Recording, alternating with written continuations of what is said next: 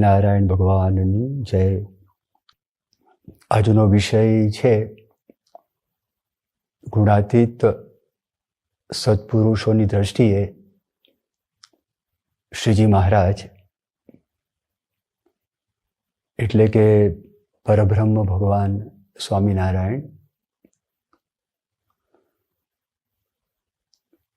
ગુણાતીત સત્પુરુષો એટલે ગુણાતીતાનંદ સ્વામીનો પરિચય ભગવાન સ્વામિનારાયણે કરાવેલો હતો કે ગુણાતીતાનંદ સ્વામી એ ગુણાતીત છે. ગુણાતીતાનંદ સ્વામી એ પોતે નિર્ગુણ છે અને એ ગુણાતીતાનંદ સ્વામીની પરંપરા આજ દિવસ સુધી એ ચાલુ છે. અને વર્તમાન કાળે એવા ગુણાતીત સંત એ પરમ પૂજ્ય મહંત સ્વામી મહારાજ છે, જેમની ઓળખાણ પરમ પૂજ્ય પ્રમુખ સ્વામી મહારાજે કરાવેલી.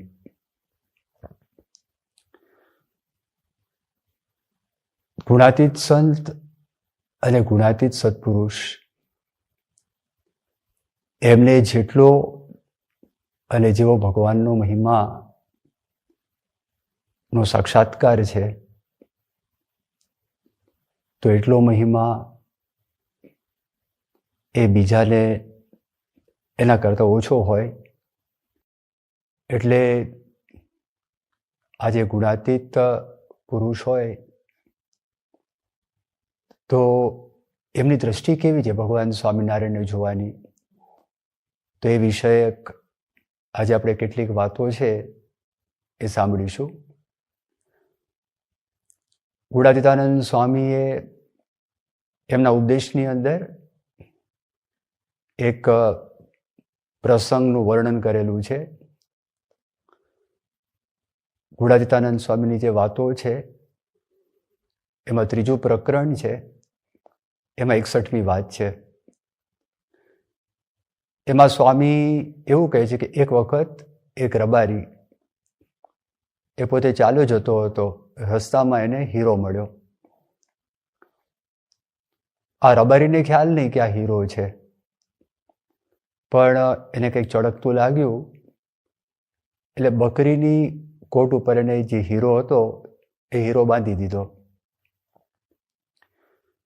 એક વાણિયો હતો અને એણે જ્યારે બકરીને જોઈ અને આ હીરો જોયો તો એના મનમાં એમ થયું કે આ છે ને કિંમતી પથ્થર લાગે છે, અને હું જો આની કિંમતની વાત પૂછીશ કરીશ તો એના મનની અંદર પણ જિજ્ઞાસા ઉત્પન્ન થશે. એના કરતાં આખીને આખી બકરી ખરીદી લઉં અને બકરીને હું છોડી દઉં અને આ જે ચળકતો પથ્થર છે હું કોઈક સ્થાનમાં વેચી દઈશ. એટલે એને 200 રૂપિયા આપીને પહેલાં તો બકરી ખરીદી લીધી અને બકરીને ખરીદી કોઈક ઝવેરી પાસે ગયા અને 200 રૂપિયાની અંદર આ જે હીરો હતો એ હીરો આપી દીધો. પહેલાં એ થોડા મોટા ઝવેરી પાસે ગયા અને એને આ બતાવ્યો અને 1000 રૂપિયા પહેલાં એ આપવાનું નક્કી કર્યું. પછી જેણે 1000 રૂપિયામાં હીરો લીધો હતો એના કરતાં પણ મોટા ઝવેરી પાસે ગયા અને 10,000ની અંદર એણે હીરો છે એ વેચ્યો. અને એમ કરતાં કરતાં એક ઝવેરીએ આ હીરાના 1 લાખ રૂપિયા આપ્યા. અને પછી એના મનમાં વિચાર થયો કે હજી પણ કોઈક મોટા ઝવેરી મને મળે, કોઈ મોટા શાહુકાર મળે અને ઝવેરી પણ હોય તેની પાસે હું મારો હીરો છે એને હું આપું. બહુ મોટા શાહુકારની ભાળ થઈ અને એ વ્યક્તિએ પછી એને હીરો છે આ બતાવ્યો. હીરો જોઈને પેલા શાહુકારે એવી વાત કરી, તમે એક કામ કરો, 100 મજૂરો છે એને તમે તૈયાર કરો અને મારી પાસે પૈસાનો બહુ મોટો ખજાનો છે, સૂર્ય ઉદય થાય ત્યારથી લઈને સૂર્ય આથમે ત્યાં સુધી મારા ખજાનામાંથી તમે જેટલું દ્રવ્ય લઈ જાઓ એ બધું દ્રવ્ય તમારું. હવે જ્યાં આગળ રહેતા હતા તો એ શહેરની અંદર તો હાહાકાર જ મચી ગયો કે શાહુકારે એના બાપે બહુ મહેનત કરી, બહુ પરિશ્રમ કરી અને ખજાનો ભેગો કર્યો હતો, પણ એનો દીકરો છે એણે ખજાનો છે એ લૂંટાવી દીધો. એમના પિતાજી બહારગામ ગયા હતા અને બહારગામથી જ્યારે પાછા આવ્યા તો બધા એ જે શહેરના માણસો એમને મળ્યા અને એમને કહેવા લાગ્યા કે તમારો દીકરો છે તો ખજાનો તમારો લૂંટાવી દીધો. સવારથી સાંજ સુધી 100 મજૂરો અને જેટલું દ્રવ્ય લઈ શકે એ બધું દ્રવ્ય છે એને આપી દીધું છે. બાપે વિચાર કર્યો કે મેં મારા દીકરાને બરોબર તૈયાર કર્યો છે અને બહુ નિષ્ણાત હીરા પારખું છે, એટલે એને કંઈ જણસ તો લીધી હશે, એમને એમ તો આવી રીતે ખજાનો છે એ લૂંટાવે નહીં. એટલે એમના દીકરાને મળે છે. એમને બહુ શાંતિ હતી, દીકરો પણ બહુ સ્વસ્થ હતો. એણે જોયું કે દીકરાનું મગજ ખસી ગયું નહોતું અને દીકરાને એને પૂછ્યું કે મેં એવું સાંભળ્યું છે કે આ ખજાનામાંથી એટલા બધા પૈસા તમે અપાવેલા છે. એણે કીધું હા. પછી પૂછ્યું જણસ શું લીધી? અને તે વખતે દીકરો એને હીરો એના પિતાને બતાવે છે. અને જેવો હીરો જોયો અને એના બાપ એવું બોલ્યા કે મફતમાં હીરો પડાવી લીધો.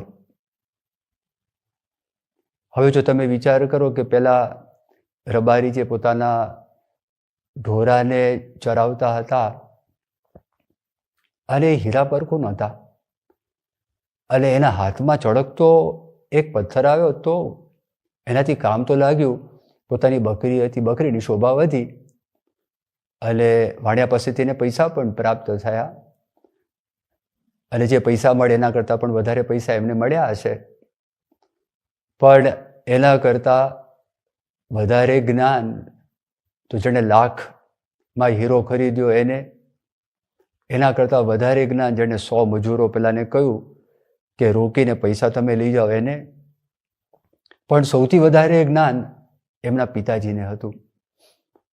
ભગવાનના મહિમાની અંદર પણ આવું જ છે. ભગવાનના મહિમાની અંદર પણ જેમ જેમ માણસને ભગવાનનો મહિમા સમજાતો જાય, જ્ઞાન સમજાતું જાય અને ભગવાનના માર્ગે આગળ ચાલતો જાય, જેમ જેમ સૂક્ષ્મ બુદ્ધિ થતી જાય એમ એમ એને ભગવાનનું પરપણું સમજાતું જાય છે. આ વાત પણ ભગવાન સ્વામિનારાયણે સારંગપુર પ્રકરણના 17મા વચનામૃતની અંદર 4 દ્રષ્ટાંતો આપી આ વાત સમજાવી છે. તો આ ગુણાતીત સત્પુરુષો ભગવાન સ્વામિનારાયણને કેવી રીતે જોતા? આ બધા જ ગુણાતીત સંતો ભગવાન સ્વામિનારાયણને પરબ્રહ્મ પરમાત્મા પુરુષોત્તમ નારાયણ સમજતા. એ ભગવાન સ્વામિનારાયણને સર્વોપરી સમજતા હતા. શાસ્ત્રીજી મહારાજ એક ગુણાતીત સત્પુરુષ થઈ ગયા અને શાસ્ત્રીજી મહારાજે BAPS સ્વામિનારાયણ સંસ્થાની સ્થાપના કરેલી. પરમ પૂજ્ય પ્રમુખ સ્વામી મહારાજને દીક્ષા પણ બ્રહ્મ સ્વરૂપ શાસ્ત્રીજી મહારાજે આપેલી હતી. શાસ્ત્રીજી મહારાજનું આખું જે જીવન એના પર એક ગ્રંથ લખાયેલો છે જેના 2 ભાગ છે. એ ગ્રંથની અંદર એક પ્રસંગ આવે છે કે એક વખત શાસ્ત્રીજી મહારાજ પ્રમુખ સ્વામી મહારાજનું જન્મસ્થાન ચાણસદમાં બિરાજમાન હતા અને તે વખતે ત્યાં આગળ એક શિક્ષક શાસ્ત્રીજી મહારાજને મળવા માટે આવ્યા, દર્શન કરવા માટે આવ્યા, કથા વાર્તાનો લાભ લેવા માટે આવ્યા. એ શિક્ષક મૂળ ભાદરણના હતા, પણ નોકરીમાં એની ટ્રાન્સફર થયેલી હતી, બદલી થયેલી હતી ચાણસદ ગામની અંદર, એટલે ત્યાં આગળ પોતે શિક્ષક તરીકે પોતાની ફરજ છે બજાવતા હતા. શાસ્ત્રીજી મહારાજની સાધુતા, શાસ્ત્રીજી મહારાજનો પ્રભાવ એ વ્યક્તિએ જોયા અને એમના મનની અંદર એમ થયું કે આ સારા સાધુ છે, પરંતુ એમણે એક પ્રશ્ન શાસ્ત્રીજી મહારાજને પૂછ્યો કે તમે સ્વામિનારાયણ પંથમાં કેમ રહ્યા છો? તો તે વખતે શાસ્ત્રીજી મહારાજે વાત કરી કે અમે સ્વામિનારાયણને ભગવાન માનીએ છીએ, અમે સ્વામિનારાયણને સર્વોપરી માનીએ છીએ અને અમે સ્વામિનારાયણને પ્રગટ માનીએ છીએ. આ બધી વાતો પેલા જે શિક્ષક હતા એના માટે નવી વાત હતી. એમણે એવું બહુ સાંભળ્યું નહોતું. સ્વામિનારાયણ શબ્દ સાંભળેલો હતો, પણ સ્વામિનારાયણ ભગવાન છે અને સ્વામિનારાયણ ભગવાન પોતે અત્યારે પ્રગટ છે, સર્વોપરી છે, આવી બધી વાતો એમને સાંભળી નહોતી. એટલે પછી એમણે એના અનુસંધાનની અંદર આ પ્રશ્ન પૂછેલો હતો અને કહ્યું હતું કે તમે સ્વામિનારાયણ પંથમાં કેમ રહ્યા છો? પછી શાસ્ત્રીજી મહારાજે ભગવાન સ્વામિનારાયણના જીવનના કેટલાક ચરિત્રો સંબંધી વાત છે એ વાત એમને કરી. તો સ્વામી શાસ્ત્રીજી મહારાજે એમને જ પ્રશ્ન પૂછ્યો કે ભગવાન સંબંધી તમારા મનમાં ખ્યાલ કેવા છે? એટલે આ પ્રશ્ન જ્યારે આવ્યો ત્યારે શિક્ષક મૂંઝાયા, કારણ કે ભગવાન કોને કહેવાય એ સંબંધી એને કોઈ વિચારો એ કરેલા જ નહોતા. એટલે કહ્યું, સ્વામી મેં તો આવા કોઈ વિચાર કર્યા નથી, પણ લોકમાં જઈને ભગવાન માને છે અને હું ભગવાન માનું છું. ત્યારે શાસ્ત્રીજી મહારાજે વાત કરી, ભગવાન શબ્દ છે એ સંસ્કૃતનો એક ધાતુ છે ભગ. ભગ એટલે ઐશ્વર્ય, એના ઉપરથી ભગવાન શબ્દ બનેલો છે. ભગવાન એટલે ઐશ્વર્યવાન, જેની અંદર ઐશ્વર્ય છે એટલે ભગવાન કહેવાય. તો સ્વામિનારાયણ આવા ઐશ્વર્યવાન હતા અને આ બધા જે ઐશ્વર્યનું વર્ણન કર્યું છે, 6 પ્રકારના ભગ, 6 પ્રકારના ઐશ્વર્યની વાત શાસ્ત્રની અંદર કરેલી છે, એ બધા જ ઐશ્વર્યો ભગવાન સ્વામિનારાયણમાં હતા. અને પછી વર્ણન કર્યું કે કેવા હતા. તો ભગવાન સ્વામિનારાયણ એમને કેટલાક આસુરી વૃત્તિવાળા માણસો હતા, તો એમનો પરાભવ કર્યો, પણ બુદ્ધિએ કરીને જ પરાભવ કર્યો. પછી બીજી વાત કરી, ઘણા બધા આસુરી વૃત્તિવાળા માણસો હતા, તો ભગવાન સ્વામિનારાયણે એ બધા વ્યક્તિઓનું જીવન પરિવર્તન કરી નાખ્યું અને એમને હાથમાં માળા આપી દીધી. જોબન પગી એ પાપના પર્વત જેવા હતા, તખો પગી એ પણ પાપના પર્વત જેવા હતા. એવા અસંખ્ય આસુરી વૃત્તિવાળા વ્યક્તિઓ હતા, એને ભક્ત બનાવી દીધા. ભગવાન સ્વામિનારાયણે ધન અને સ્ત્રીનો સંપૂર્ણ ત્યાગ, જેમના જીવનની અંદર અષ્ટાંગ બ્રહ્મચર્ય હોય એવા 500 પરમહંસો એમણે કર્યા.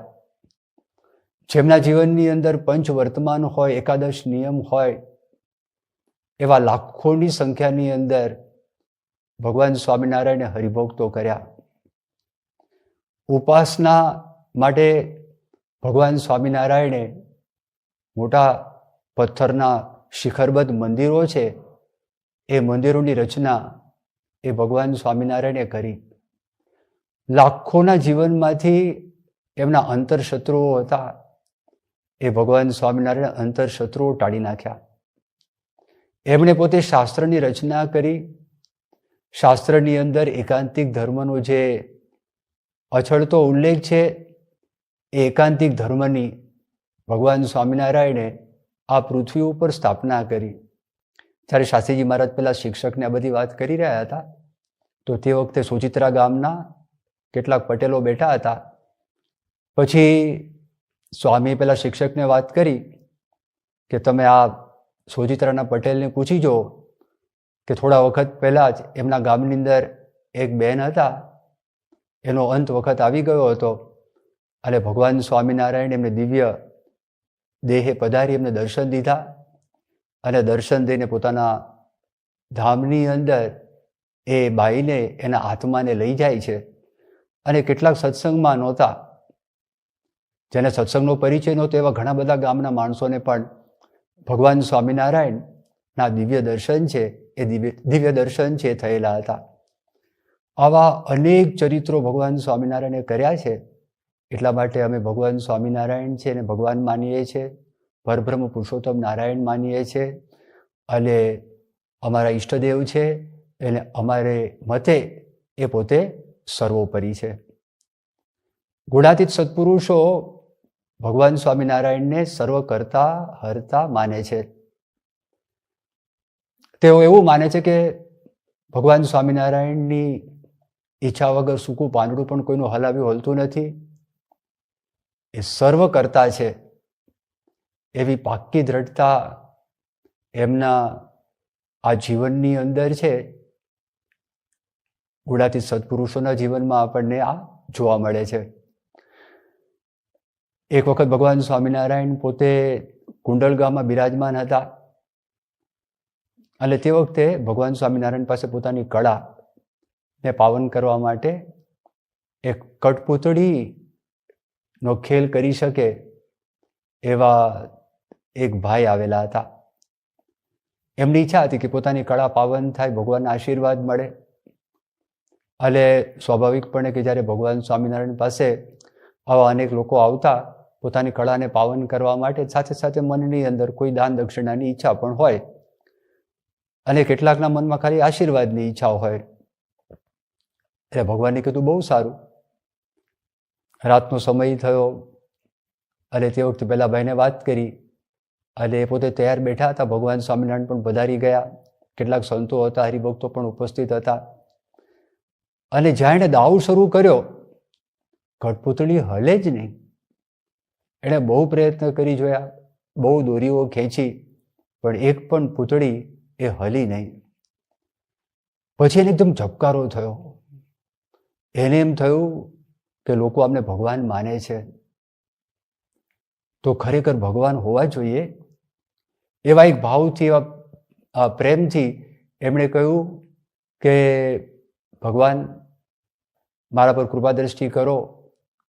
આ કઠપૂતળીના દાવ હું તો ગામો ગામ જઈને બતાવું છું. હજી સુધી કોઈ દિવસ એવો પ્રસંગ બન્યો નથી કે હું દોરી ખેંચું અને બધી પૂતળીઓ હાલે નહીં. પણ આજે કોણ જાણે થતું નથી. એમ આપ કંઈક અમને કંઈક સદપાઠ, કોઈ સારો પાઠ આમ આપતા હોય એવું લાગે છે કે અમે બધા પણ જીવ પ્રાણી માત્ર કઠપૂતળી સમાન છે.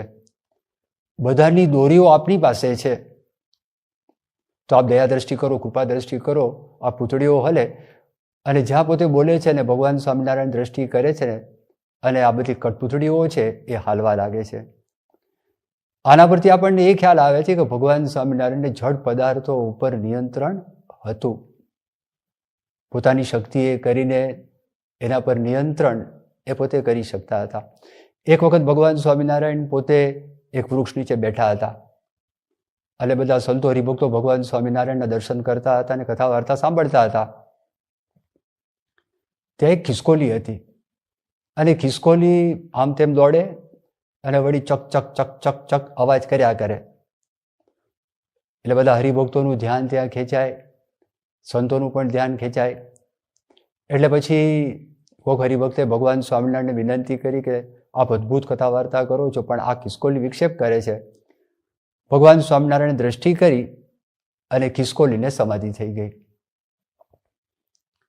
કેટલાકના મનમાં એમ થયું કે ખિસકોલી મરી ગઈ હશે. ત્યારે ભગવાન સ્વામિનારાયણે વાત કરી, મરી નથી, એને સમાધિ થઈ છે. ભગવાન સ્વામિનારાયણના સંપર્કમાં આવ્યા તો ભગવાન સ્વામિનારાયણે દયા કરી, અને આ ખિસકોલી એક સામાન્ય પ્રાણી, એને પણ એ સમાધિના સુખનો ભગવાન સ્વામિનારાયણે અનુભવ કરાવ્યો, અને એના ઉપર નિયંત્રણ, જેના દર્શન સર્વને ત્યાં બેઠા હતા એમને થયા. એક વખત એવો પ્રસંગ બનેલો, ભગવાન સ્વામિનારાયણ માંગરોળની અંદર હતા, અને માંગરોળમાં ત્યાં આગળ એક મેઘજીત નામનો ભાઈ હતો. એને યોગની સાધના કરી હતી. યોગ સાધના કરીને કેટલીક સિદ્ધિઓ પણ પ્રાપ્ત કરી હતી કે ગરમ તેલ હોય એ તેલની અંદર પોતાનો હાથ એ બોળે તો પણ પોતે દજાય નહીં. અને શરીરની અંદર 5 પ્રાણ છે, તો એ પ્રાણ છે એના પર નિયંત્રણ એ 5 પ્રાણમાંથી એક પ્રાણ કરી અને પોતાના હૃદયની અંદર હૃદયાકાશમાં એને સ્થાપિત કરી શકે, હૃદયાકાશમાંથી બ્રહ્મરંધ્ર સુધી પણ લઈ જઈ શકે, અને શરીરમાં જ્યાં આગળ તેનો સંચાર કરવો હોય એ બધી કેટલીક યોગ કળાઓ એ પોતે શીખેલા હતા. પણ એ વ્યક્તિને એનું અભિમાન હતું. અને ભગવાન સ્વામિનારાયણને ગાદી રામાનંદ સ્વામી આપી, ધર્મધુરા સોંપી. એમના ગુરુ રામાનંદ સ્વામી હતા ભગવાન સ્વામિનારાયણના, પણ બહુ નાની ઉંમરના હતા, 21 વર્ષની ઉંમરે એમને ધર્મધુરા આપી દીધેલી.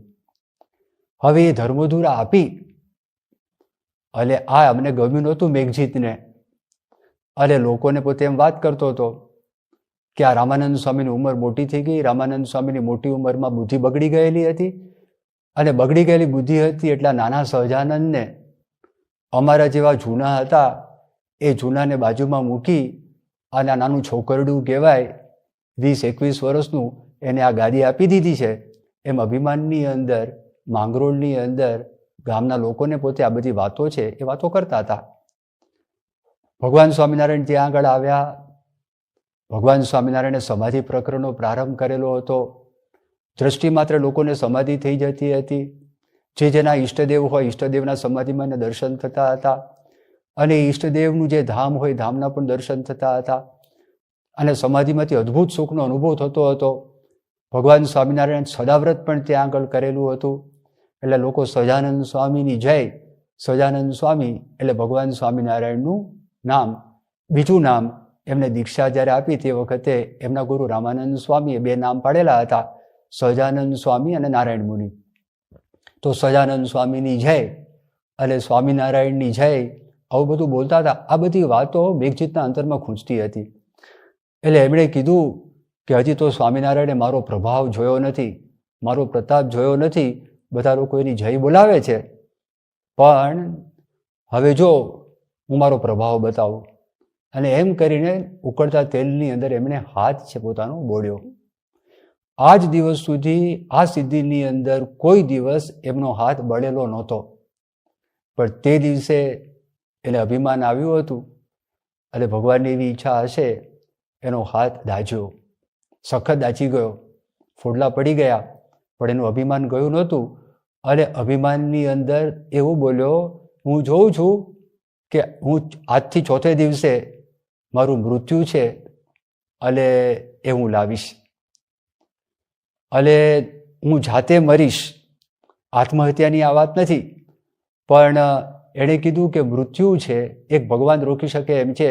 જોઈએ જો ભગવાન સ્વામિનારાયણમાં તાકાત હોય અને આ સહજાનંદમાં તાકાત હોય તો મારું મૃત્યુ છે એ રોકી બતાવે. આ એમણે વાત કરી. ભગવાન સ્વામિનારાયણ પાસે આ વાત આવી, અને ભગવાન સ્વામિનારાયણ તો સાહજિકપણે અને એકદમ રુજુ સ્વરની અંદર કહીએ, આપણે જોઈએ શું થાય છે. 4 દિવસ પૂરા થયા. ગામના બધા માણસોને આમંત્રણ આપેલું, આખા ગામના માણસોને જમાડ્યા, અને પછી એણે કીધું, જો હવે હું કેવી રીતે મારા આત્માને હું શરીરમાંથી બહાર કાઢું છું તમે જો, અને જો સહજાનંદની તાકાત હોય તો મને રોકી આપે. અને પદ્માસન વાળીને પોતે બેસી ગયા, અને પદ્માસનની અંદર બેઠા, અને શરીરમાં જે 5 પ્રાણ હતા એને એકત્ર કર્યા, અને એકત્ર કરીને હૃદયાકાશની અંદર એ જે પ્રાણ છે એને સ્થાપિત કર્યો. અને બધા જોઈ રહ્યા, જેવા 5 પ્રાણ છે એમાંથી એક થઈ ગયો, અને હૃદયની અંદર એની સ્થાપના થઈ ગઈ. એના બધી જ ઇન્દ્રિયો સ્થિર થઈ ગઈ, આંખ પણ સ્થિર થઈ ગઈ, કોઈ મટકું પણ ભરે નહીં.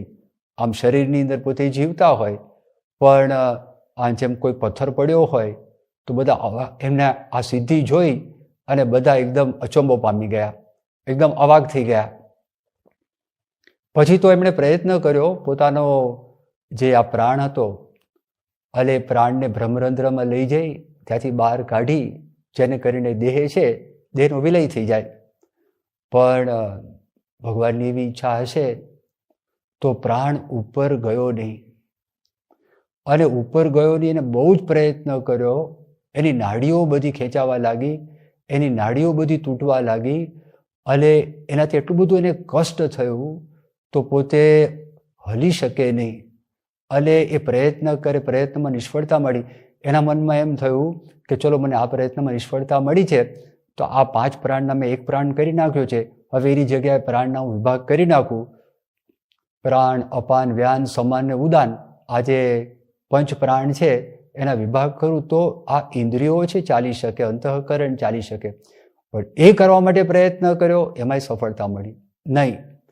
ન પ્રાણ નીચે જાય, ન પ્રાણ ઉપર આવે એવી સ્થિતિ થઈ ગઈ. એમાં ત્યાં પોતે એ પડી ગયા અને બધાએ જોયું કે અત્યંત કષ્ટની અંદર છે અને પોતાનો પ્રયોગ છે નિષ્ફળ ગયો છે. એ જ સ્થિતિની અંદર લગભગ 4 દિવસ સુધી અત્યંત પોતે પીડાને પામ્યો. ત્યાર પછી ગામના જે માણસો હતા, બ્રાહ્મણો હતા, એ બધાને એમ થયું કે અમને ભગવાન સ્વામિનારાયણનો અપરાધ કર્યો છે, દ્રોહ કર્યો છે, અભિમાન થયું છે, ભગવાન તો ગર્વગંજન છે, એટલે આ પ્રસંગ ઉપસ્થિત થયો છે, માટે આપણે ભગવાન સ્વામિનારાયણ પાસે જઈએ અને ભગવાન સ્વામિનારાયણને આપણે આ વાત કરીએ કે જેને કરીને તેનું આ કષ્ટ છે એ કષ્ટમાંથી પોતે બચી શકે. એટલે સ્વામિનારાયણ ભગવાન પાસે આવ્યા અને મનોમન મેઘજીતે પણ ભગવાન સ્વામિનારાયણને પ્રાર્થના કરી હતી. એ મનની પ્રાર્થના પણ ભગવાન સ્વામિનારાયણ પાસે પહોંચી ગઈ હતી અને એમના મનમાં એમ થયું, એને પસ્તાવો થાય છે અને ભગવાન સ્વામિનારાયણને કહ્યું કે તમે દર્શન દેવા માટે આવો. ભગવાન સ્વામિનારાયણ ત્યાં પધાર્યા અને ભગવાન સ્વામિનારાયણે એમને ત્યાં આગળ દર્શન દીધા. એ દર્શન માત્રથી, દ્રષ્ટિ માત્રથી એની આંખની કીકીઓ છે એ હલવા લાગી. ભગવાન સ્વામિનારાયણે દયા કરી એના શરીરને સ્પર્શ કર્યો તો શરીરની અંદર પણ પ્રાણનો સંચાર થયો. શરીરની અંદર કંઈક શાંતિનો એમને અનુભવ થયો. 4-5 દિવસથી કશું ખાધું નહોતું, બહુ અશક્તિ હતી. પોતે ઊભા થયા, ઊભા થઈને હાથ લાંબા કર્યા કે જેને કરીને ભગવાન સ્વામિનારાયણના ચરણનો સ્પર્શ થાય. ભગવાન સ્વામિનારાયણ નજીકની અંદર ગયા, એના મસ્તક ઉપર હાથ મૂક્યો, એને બહુ પ્રેમથી 2 હાથ પકડી અને એમને ઊભા કરે અને તે વખતે આણે હાથ જોડીને પ્રાર્થના કરી, મારા અપરાધ માફ કરો, મારા અપરાધને ક્ષમા કરો. આપની સામર્થ્યને હું ઓળખી શક્યો નહીં અને સમજી શક્યો નહીં અને મારા અભિમાનની અંદર મેં આ કરેલું છે, તો મને ખરેખર પસ્તાવો થાય છે. ભગવાન સ્વામિનારાયણ મેઘજીતને માફ કરે છે. પણ આ પ્રસંગ ઉપરથી આપણને એવો ખ્યાલ આવે છે કે મનુષ્યો ઉપર પણ એમનું નિયંત્રણ હતું, કરતાપણું હતું. જળ વસ્તુ હોય કે ચૈતન્ય વસ્તુ હોય તો દરેક ઉપર ભગવાન સ્વામિનારાયણનું કરતાપણું હતું. એવા દર્શન ભગવાન સ્વામિનારાયણે ઘણા બધા પ્રસંગોએ પોતાના ભક્તોને એ કરાવેલા હતા. હવે આપણે જ્યારે ગુણાતીત સંતોની વાત કરીએ તો ગુણાતીત સંતોને ભગવાનના કરતાપણાનો સાક્ષાત્કાર હતો. એમના જીવનની પ્રત્યેક ક્ષણની અંદર કોઈ દિવસ પોતે અનુસંધાન ભૂલ્યા નથી. બોલનારા તો ઘણા બધા મળે કે ભગવાન કરતા છે, પણ જ્યારે પ્રસંગ પડે પછી એ સન્માનનો પ્રસંગ હોય કે અપમાનનો પ્રસંગ હોય, શરીરમાં સુખનો પ્રસંગ હોય કે દુઃખનો પ્રસંગ હોય, પણ એ દરેક પ્રસંગની અંદર એવું સમજવું બહુ કઠણ છે કે કરતા ભગવાન છે અને ભગવાન જે કરતા હશે સારું કરતા હશે. સન્માનમાં માણસ છકી જાય, અપમાનમાં ગરમાઈ જાય, સુખની અંદર પોતે આનંદિત થઈ જાય, પ્રફુલ્લિત થઈ જાય અને જ્યારે શરીરમાં કષ્ટ આવે તો તે વખતે પોતે એકદમ ઢીલો થઈ જાય. પણ આ જે ગુણાતીત સંતો છે તો દરેક પ્રસંગની અંદર, દરેક કસોટીની અંદર એ 100% એ પોતે ઉત્તીર્ણ થયેલા છે. યોગીજી મહારાજે 1970ની સાલમાં લંડનમાં મંદિર કર્યું. ત્યાં પહેલાં ચર્ચ હતી, હવે એક ચર્ચમાંથી મંદિર થયું. લંડનની અંદર બહુ મોટો પડઘો પડ્યો. આપણા દેશની અંદર પણ ખબર પડી તો દેશમાં પણ બહુ મોટો પડઘો પડ્યો અને પહેલી વખત નગરયાત્રા લંડનના રાજમાર્ગ ઉપરથી નીકળેલી હતી. સેન્ટ્રલ લંડનમાંથી નગરયાત્રા નીકળી અને બધા જ ખબરપત્રીઓ અને બધા જ ભેગા થઈ ગયા હતા. ફિલ્મની ક્રૂ પણ ભેગી થઈ ગયેલી હતી અને એ લોકોએ જોયું કે છે શું. અને યોગીજી મહારાજ આવું એક ભવ્ય અલૌકિક કાર્ય કરીને દેશમાં પધાર્યા. પહેલાં મુંબઈ પધાર્યા. મુંબઈની અંદર પણ ભવ્ય સન્માન યોગીજી મહારાજનું શમુખાનંદ હોલની અંદર થયું હતું. અને મુંબઈમાં દાદરમાં આપણું મંદિર છે, મંદિરની અંદર યોગીજી મહારાજ સવારે બહુ જ નાસ્તો તો કરતા જ નહોતા, એક બહુ પાતળો દૂધનો ઉકાળો પોતે ગ્રહણ કરે અને થોડાક મમરા હોય એ પોતે ગ્રહણ કરતા હતા. અને તે વખતે કેટલાક હરિભક્તો જે સ્વામિનારાયણ ભગવાનના વખતની અંદર ભગાદોશી હતા, એ મૂળ જૈન હતા. પછી સ્વામિનારાયણ ભગવાન જેનો મહિમા સમજી એમનો આશ્રય કરેલો હતો, તો એમના વંશની અંદર એમના કેટલાક સગાવાલા એ યોગીજી મહારાજના દર્શન કરવા માટે દાદર મંદિરે આવેલા હતા. અને તે વખતે યોગીજી મહારાજ પોતે અલ્પાર એટલે આ મમરા છે એ લઈ રહ્યા. તેમના હાથમાં ઉકાળાની રકાબી હતી. અને તે વખતે ઉત્સાહની અંદર પેલા બધા શેઠિયાઓ હતા એ બોલવા લાગ્યા કે આપે તો જબરજસ્ત ડંકો માર્યો, ભારે ડંકો માર્યો, કે ભગવાન સ્વામિનારાયણના વખતની અંદર પણ ગુજરાત બહાર સત્સંગ ગયો નહોતો અને આપ ઠેઠ લંડન સુધી આ સત્સંગને પહોંચાડ્યો. હજી તો એ બોલે છે. યોગીજી મહારાજ એમને બોલતા બંધ કરી દીધા. અને યોગીજી મહારાજે કીધું કે શું બોલો છો, એવું ન બોલાય. ગાડા નીચે કૂતરું ચાલે અને કૂતરાના મનમાં એમ થાય કે આ ગાડું છે, હું તાણું છું, એમ ન થાય. ભગવાન સ્વામિનારાયણની કૃપાથી અને એમના આશીર્વાદથી અને એમની દ્રષ્ટિએ કરીને જ આ બધું કામ થયેલું છે.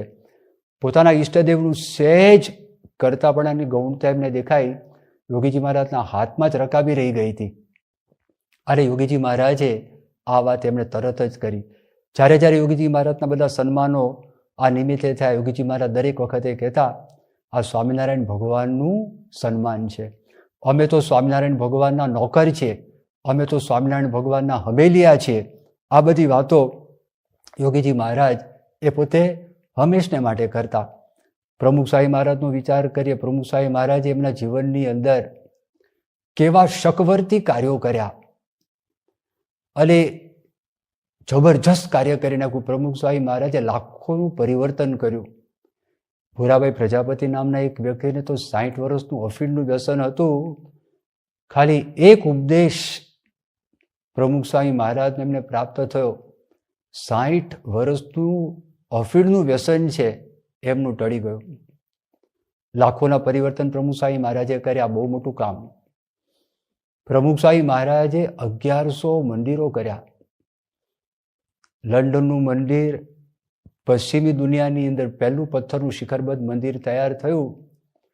અને તે વખતે પણ જબરજસ્ત પડઘો પડેલો 1995ની સાલમાં 2 મહિના સુધી સતત ટીવીની બધી ચેનલ્સમાં અને બધા છાપાની અંદર ભરપેટ લંડન મંદિર એના વખાણ છે એ થતા રહેલા હતા. એવું જબરજસ્ત કામ પ્રમુખ સ્વામી મહારાજે કર્યું. એ મંદિરને ઘણા બધા ઇનામો મળ્યા છે અને ગિનિસ બુક ઓફ વર્લ્ડ રેકોર્ડ્સમાં ઘણી વખત 5 વખત એનું નામ આવી ગયેલું છે. અને ત્યાર પછી પણ ઘણા બધા મંદિરો સ્વામીજીએ કર્યા. પ્રમુખ સ્વામી મહારાજે મોટા મોટા ઉત્સવો કર્યા. અને આ ઉત્સવ કોઈક 30 દિવસનો, કોઈક 34 દિવસનો, કોઈક 37 દિવસનો, કોઈક ઉત્સવ 59 દિવસનો, જેમાં લાખો લોકોને ભવ્ય પ્રેરણા, દિવ્ય પ્રેરણા, ધાર્મિક પ્રેરણા, જીવન સુધારણાની પ્રેરણાઓ એ પ્રાપ્ત થઈ. અને આ બધા ઉત્સવોની અંદર પણ બધા જ પ્રકારના વ્યક્તિઓ નાના મોટા આવી અને ખૂબ ખૂબ પ્રમુખ સ્વામી મહારાજની પ્રશંસા કરી. પ્રમુખ સ્વામી મહારાજે 1000 કરતાં પણ વધારે એ સંતો એમને એ બનાવ્યા. પ્રમુખ સ્વામી મહારાજે સેંકડો સામાજિક કાર્યો કરેલા છે.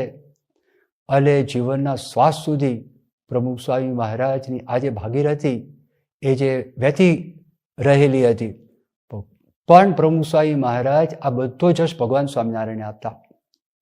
અને ભગવાન સ્વામિનારાયણના સંકલ્પથી જ થાય છે.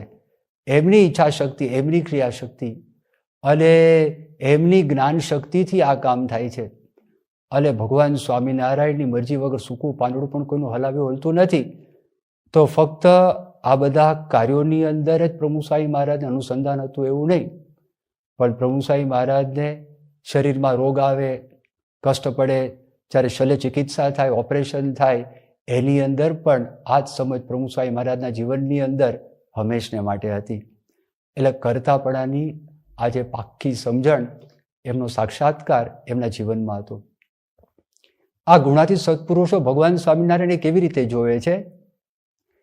એ માને છે કે ભગવાન સ્વામિનારાયણ સદા દિવ્ય સાકાર છે. હવે સદા દિવ્ય એટલે શું? કે ત્રિકાળની અંદર ભૂત, ભવિષ્ય, વર્તમાન, એ ત્રણેય કાળની અંદર ભગવાનમાં માયાના જે 3 ગુણ છે એનો સર્ગ, રજોગુણ, તમોગુણ, સત્વગુણ, એનો સર્ગ એટલે એમાંથી ઇન્દ્રિયો બની છે, અંતઃકરણ બનેલા છે, પંચભૂત થયા છે વગેરે ઘણું બધું થયું છે. તો ત્રિકાળમાં ભગવાનની અંદર આ નથી. ભગવાનમાં રજોગુણ, તમોગુણ, સત્વગુણ એનાથી ભગવાન પર છે. જાગ્રત, સ્વપ્ન, સુષુપ્તિથી ભગવાન પર છે. સ્થૂળ સૂક્ષ્મને કારણથી ભગવાન પર છે.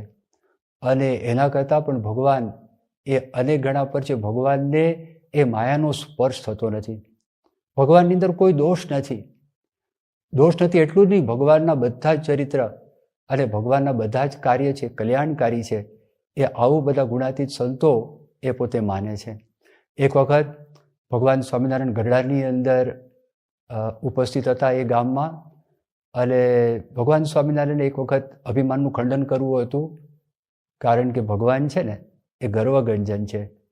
ભગવાન અભિમાનનું ખંડન કરે એટલે ભગવાન સ્વામિનારાયણે વાત કરી કે આજે અમને વિચાર આવ્યો કે સૌથી વધારે માન કોણે હશે.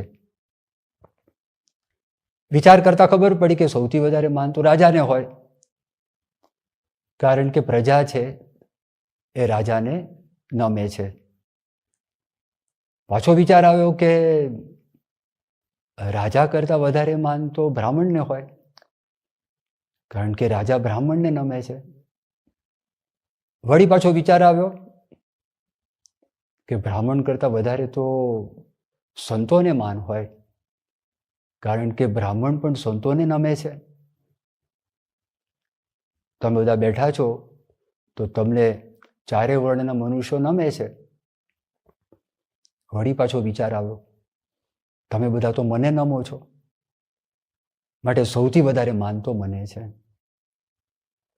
આ વાત કરીને ભગવાને કહ્યું આ માન મારે ટાળવું છે, અને એ ટાળવા માટે મારે એક નિયમ લેવો છે. કોઈ પણ સંત અમારા દર્શને આવે ત્યારે અમારે ઊભા થવાનું. એટલે જ્યારે જ્યારે વિચરણ કરીને સંતો સ્વામિનારાયણ ભગવાનને મળવા માટે આવે, ભગવાન સ્વામિનારાયણ ઊભા થાય. સંતો પોતાના ઉતારે ગયા પાછા મળવા માટે પાછા ઊભા થાય. કેટલી બધી રોજ ઉઠક બેઠક કરે. એક વખત ગુણાતીતાનંદ સ્વામી ત્યાં આવ્યા અને ભગવાન સ્વામિનારાયણ પોતે ભોજન લઈ રહ્યા હતા. અને સ્વામિનારાયણ ભગવાનને જેવા જોયા ગુણાતીતાનંદ સ્વામીને, સ્વામિનારાયણ ભગવાન પોતે ઊભા થઈ ગયા. એટલે સ્વામીએ પૂછ્યું કે મહારાજ કેમ ઊભા થયા? ત્યારે શ્રીજી મહારાજે વાત કરી કે અમે આ વ્રત લીધું છે, અમે આવું વ્રત લીધું છે, આવા નિયમો અમે ધારણ કરેલા છે. ગુણાતીતાનંદ સ્વામીની આંખમાં આંસુ આવી ગયા. મહારાજ આપમાં માન શી રીતે સંભવે? આપની કૃપાથી તો બધાના માન છે એના ભૂકા નીકળી જાય છે. આપ પૂર્ણ પુરુષોત્તમ નારાયણ થઈ અને સંતો આવે ત્યારે ઊભા થાવ તો સંતોને દોષ લાગે. તો આપને એક વિનંતી કે આપ ઊભા ન થાવ. શ્રીજી મહારાજ ગુણાતીતાનંદ સ્વામીની આજે વિનંતી, એ વિનંતીનો સ્વીકાર કર્યો. જો ગુણાતીતાનંદ સ્વામીને આમ સ્પષ્ટપણે ખબર હતી કે આ તો પૂર્ણ પુરુષોત્તમ નારાયણ છે, દિવ્ય મૂર્તિ છે, એમાં ત્રિકાળમાં માયા નથી, માયાનો સ્પર્શ કરે માયા પણ દિવ્ય બની જાય, અને એમના સ્પર્શ માત્રે કરીને લોકોના અંતરશત્રુઓ ટળી જાય. તો ગુણાતીતાનંદ સ્વામી ગુણાતીત સત્પુરુષને ભગવાન સ્વામિનારાયણ માટે આવો નિર્દોષ ભાવ હતો, ભગવાન સ્વામિનારાયણ માટે આવો દિવ્ય ભાવ હતો.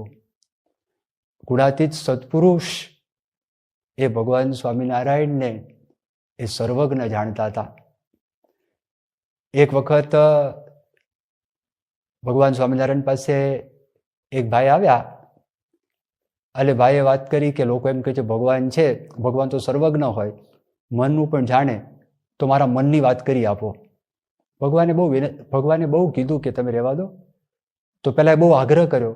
ત્યારે કહ્યું સારું, જો એક વખત મુંબઈમાં તમે તમારા કાકા સાથે ગયા હતા અને તમે પછી મુંબઈથી પાછા આવતા હતા અને તમારા કાકા પાસે જે સામાન હતો એની પાસે જે પેટી હતી, પેટીમાં એમને 2000 રૂપિયા મૂકેલા. રસ્તાની અંદર તમે તમારા કાકાને મારી નાખ્યા અને 2000 રૂપિયાની ચોરી કરી છે. હવે આ વાત કરી એકદમ જ ગભરાઈ ગયા અને થોડું મારી વાત તો સાચી છે. ભગવાન સ્વામિનારાયણ કે ભગવાન તમને માફ નહીં કરે, માટે એમના સગાને પૈસા પાછા આપ્યા હો, તમે એમની માફી પણ માગો અને જે કાંઈનો દંડ હોય, એટલે તે વખતના જે રાજાઓ હતા કે સરકાર હતી તેની પાસે કબૂલાત કરો કે જેને કરીને તમને દંડ પણ ભોગવીને એમાંથી તમે મુક્ત થાવ. પણ ભગવાન સ્વામિનારાયણ સર્વજ્ઞ હતા. ભગવાન સ્વામિનારાયણ બધું જાણતા હતા. ભગવાન સ્વામિનારાયણ સર્વવ્યાપક હતા. એવું ગુણાતીત સંતો એ માનતા હતા. સાકાર થકા, મૂર્તિમાન થકા પોતે સર્વવ્યાપક, આવું ગુણાતીત સંતો એમને જાણતા હતા. ભગવાન સ્વામિનારાયણને દેશકાળથી પર, એ દેશકાળથી પર જાણે છે. એમને દેશનું બંધન નથી અને કાળનું પણ બંધન નથી. આપણને પ્લેસ, જગાનું બંધન છે. આપણે એક જગામાં હોય એનો અર્થ એમ કે આપણે બીજી જગામાં નથી. ભગવાન સ્વામિનારાયણ એનાથી પર હતા. ભગવાન સ્વામિનારાયણ ઘણી બધી વખત 2 ગામની અંદર, 2 શહેરની અંદર, 2 અલગ અલગ સ્થાનોમાં દર્શન દીધા છે. ઉદાહરણ તરીકે આખા અને પીપલાણા 2 અલગ ગામ છે, વચ્ચે ઓસત નદી છે. એકી સાથે ભગવાન સ્વામિનારાયણે આ બંને ગામોમાં દર્શન દીધા. તો એનો અર્થ એવો થયો કે એમને પ્લેસનું, જગાનું એનું બંધન નથી, એનાથી પર છે. કાળનું બંધન નથી. ભગવાન સ્વામિનારાયણ 49 વર્ષની ઉંમરે પોતે સ્વધામ પધાર્યા. એમના દેહનો અગ્નિ સંસ્કાર થયો. લોકની દ્રષ્ટિએ કાળનું બંધન છે એનો સ્વીકાર કર્યો. મૃત્યુ છે એક પ્રકારનું કાળ જ છે.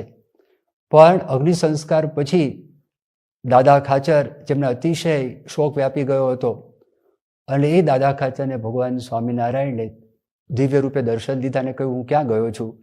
એમ કહીને ગુલાબનો હાર એ દાદા ખાચરને એમણે પહેરાવ્યો.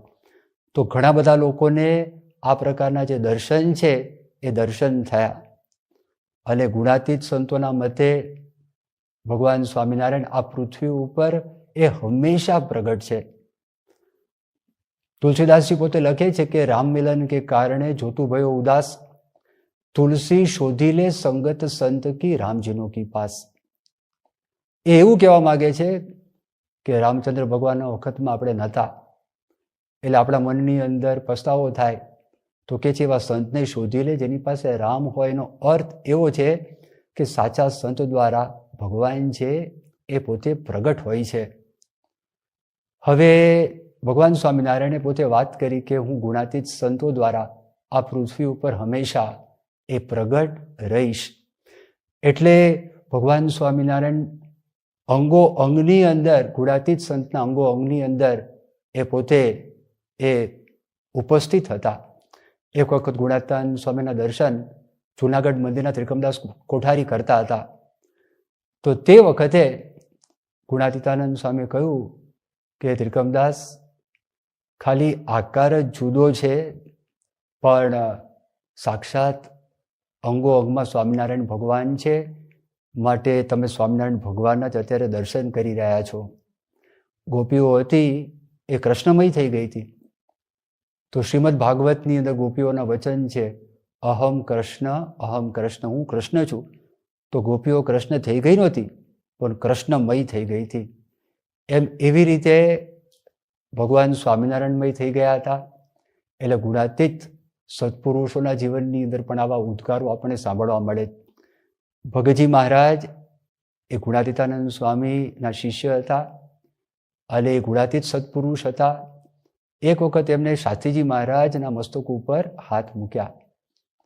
ત્યારે વિહારીલાલજી મહારાજે કહ્યું કે તમે તો ગ્રહસ્થ છો, અને ગ્રહસ્થ થઈને સાધુના માથા પર હાથ કેમ મૂક્યા? ત્યારે ભગતજી મહારાજ બોલ્યા કે મેં નથી મૂક્યા, ભગવાન સ્વામિનારાયણે એ મૂકેલા છે.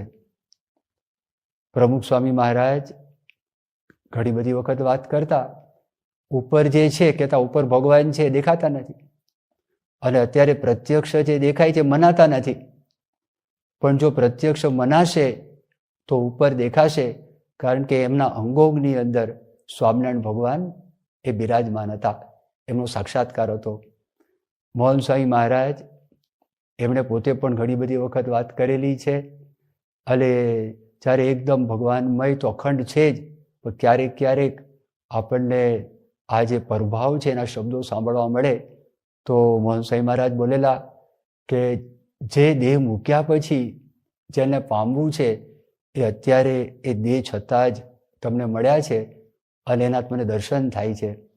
એક બાળકે મોહન સ્વામી મહારાજને પૂછ્યું કે સ્વામી, પ્રમુખ સ્વામી મહારાજ અત્યારે શું કરતા હશે? ત્યારે મોહન સ્વામી મહારાજે વાત કરી, આ બેઠા છે. એટલે પ્રમુખ સ્વામી મહારાજને પોતાની એકતા બતાવી. તો આ બધાને ભગવાનનો સમ્યક સાક્ષાત્કાર, પૂર્ણપણે સાક્ષાત્કાર હતો. એમના દ્વારા એ ભગવાન હંમેશા પૃથ્વી ઉપર પ્રગટ છે. હવે આ તો બધી વાતો થઈ, એટલે કોઈ પણ વ્યક્તિ સત્સંગમાં આવે ને આ બધી વાત સાંભળે તો એ વાત કરી પણ શકે, અને એ તો સહેલું છે. પણ આ ગુણાતીત સત્પુરુષો છે એ ખરેખર જે રીતે સમજે છે અને જેવો મહિમા સમજે છે એવો આપણને કેવી રીતે ખબર પડે? તો યોગીજી મહારાજને 1970ની સાલમાં લંડનમાં એક ડેવિડ મોર્ટન કરીને, મોર્ટન્સ નામના એક પત્રકાર હતા. એમણે યોગીજી મહારાજને પૂછ્યું કે તમે ભગવાન સાથે વાતો કરો છો તો એ અમને ખબર કેવી રીતે પડે? અને યોગીજી મહારાજને બીજો પ્રશ્ન પૂછ્યો તો કે આ સંસારમાં તમે કેવી રીતે રહો? ત્યારે સ્વામી કીધું, જળ કમળવત, પાણીમાં કમળ રહે અને પાણીને એ પાણીથી ભીનું ન થાય અને એને કમળને મેલ લાગે નહીં, એવી રીતે અમે રહીએ છીએ. પછી બીજો પ્રશ્ન આ પૂછ્યો કે તમે ભગવાનની સાથે વાત કરો છો, અમને ખબર કેવી રીતે પડે? ત્યારે યોગીજી મહારાજે વાત કરી, એ ભાવને પામો તો. એમ ખરેખર ગુણાતીત સત્પુરુષ એ કેવી દ્રષ્ટિએ ભગવાન સ્વામિનારાયણને જુએ છે તેના માટે આપણે એમના ભાવને પામવું પડે. અને એના માટે જ, એમના ભાવને પમાડવા માટે જ આ ગુણાતીત સંતો પૃથ્વી ઉપર વિચરણ કરે. વર્તમાન કાળે એવા ગુણાતીત સત્પુરુષ પરમ પૂજ્ય મોહન સ્વામી મહારાજ છે. આપણે એમને મન કર્મ વચને યથાર્થપણે સેવી શકીએ અને એમના ભાવને પામી અને ભગવાન સ્વામિનારાયણનો સાક્ષાત્કાર કરી શકીએ, એ જ પ્રાર્થના. શ્રી સ્વામિનારાયણ ભગવાનની જય.